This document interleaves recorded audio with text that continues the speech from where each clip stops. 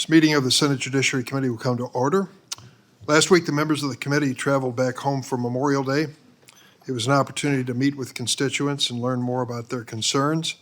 For my part, I met with constituents across the state of Illinois, and everywhere I traveled, I heard the same thing over and over and over. I'm sure other members of the committee did as well. Our nation is in dire need of legal workers. We have roughly 10 million unfilled jobs in this country and too few workers to fill them. This shortage is hurting every community and every industry from healthcare to hospitality. I visited Decatur, Illinois, a town in the central part of our state that I've represented in Congress, in the House, and in the Senate for decades. I've never heard this before. They have too many job vacancies. They are desperate for workers in Decatur, Illinois. I don't think I've ever heard that in the 40 years that I've been representing that community. One sector where our worker shortage is especially dire is agriculture, an industry that relies heavily upon the labor of immigrants. Today, our nation's broken immigration system makes it difficult for Americans, farms, and factories to recruit and retain the workers they need to create stability and affordability of our food supply. Go to the grocery store if you haven't recently. Go with your parents if you're a young person.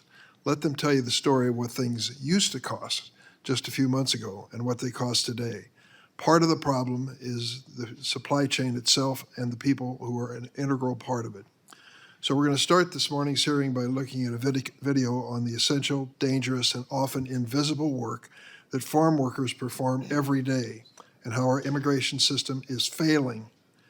It's failing them as well as our nation's farmers and ultimately the American people. Let's show the video.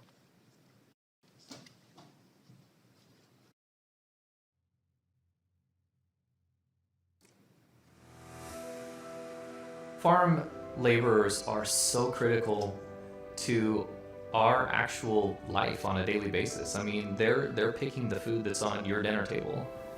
More than half of the farm jobs in the sunflower state are going unfilled. If you don't have workers, you don't have milk.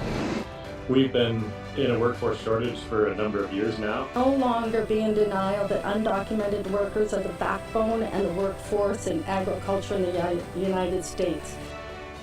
Pues el producto está y hay que irlo sacando porque tampoco se puede perder y tenemos que hacerlo por mantener bien a la familia.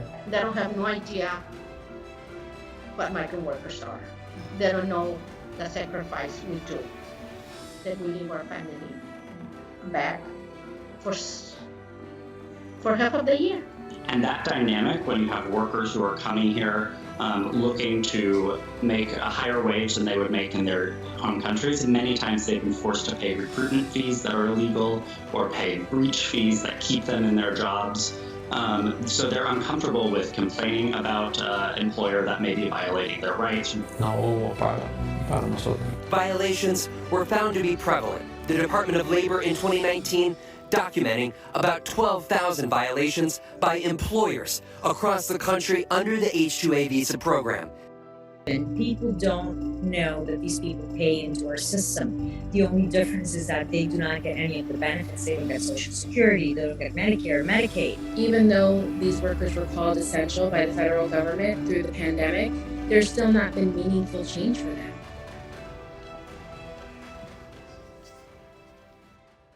For more than 3 decades, Congress has failed to modernize our nation's immigration system. As a result, our nation's farms, factories, and food processing facilities have struggled to secure a steady, stable, and supply of workers. I've worked with my friend, the ranking member, Senator Graham, and others on both sides of the aisle to advance bipartisan legislation to reform farm worker immigration, but we've never secured enough votes to support the enactment of a law. And that's not just bad for our nation's economy. It's a national security risk. Our shortage of farm and food workers has forced us to rely on other countries to meet our food needs. In fact, the U.S. Department of Agriculture has projected that America, believe this or not, will soon become a net importer of agricultural products. When it comes to securing our nation's food supply chain, immigration reform is a top priority. And though strengthening our nation's borders is a crucial component, it's only one part of the equation. We need to approach this issue as an economic imperative, because the fact is immigration reform is the most immediate and meaningful step we could take today to resolve our shortage of workers. We need to recognize these issues are fundamentally interconnected.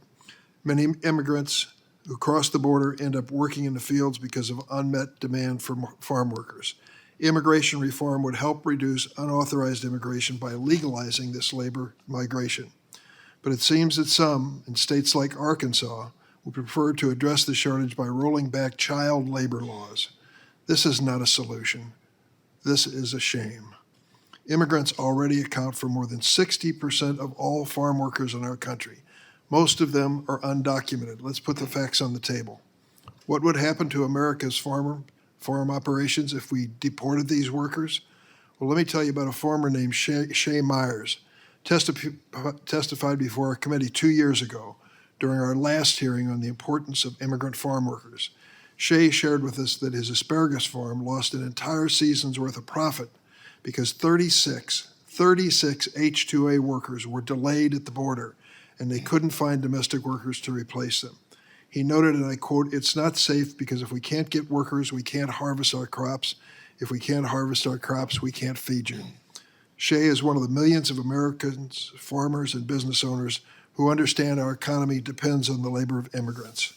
Reducing the wages of legal immigrant farm workers or forcing undocumented farm workers out of the workforce, as some have proposed, is not a solution. Instead, lawmakers must enact new laws to protect the rights of these workers while also providing them with a path to permanent legal status. These reforms will ensure that farm workers can continue contributing to our nation. I'd like to thank Senators Ossoff and Tillis, who requested this hearing on a bipartisan basis. They have both seen the critical role that immigrants play in the agricultural industry in their home states of Georgia and North Carolina. Now I want to introduce my noteworthy colleague who has become notorious in one country, but he's safely returned to ours. We're glad to have him back, Senator Graham.